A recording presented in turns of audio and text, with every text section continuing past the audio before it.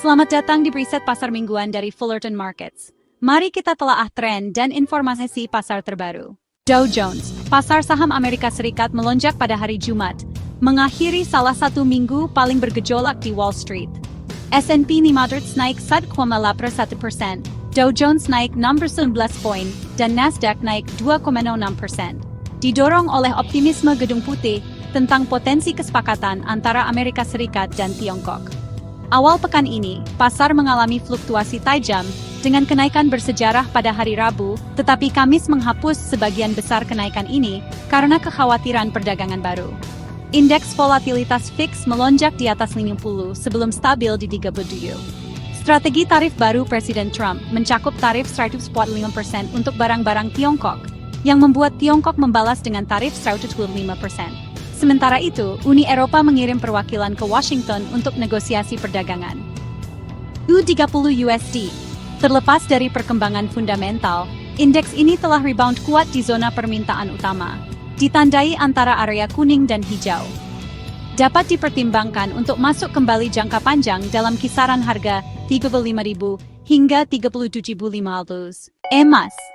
Harga emas naik hampir 2%, dan melewati angka 3.200 USD pada hari Jumat, mencapai rekor 3.295 USD.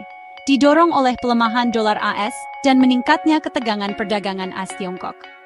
Investor berbondong-bondong ke emas sebagai aset safe haven di tengah kekhawatiran resesi, ekspektasi penurunan suku bunga The Fed, pembelian bank sentral, dan ketidakstabilan geopolitik. Dolar AS yang melemah juga membuat emas lebih menarik bagi pembeli asing.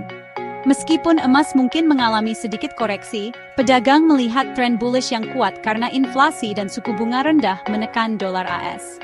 UBS memperingatkan bahwa berkurangnya ketegangan atau prospek ekonomi AS yang membaik dapat membatasi kenaikan emas.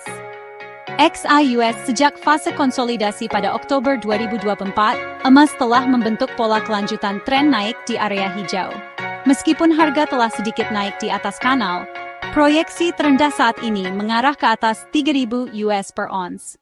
Tesla telah berhenti menerima pesanan baru untuk Model S dan X buatan AS di Tiongkok, di tengah meningkatnya ketegangan perdagangan AS Tiongkok.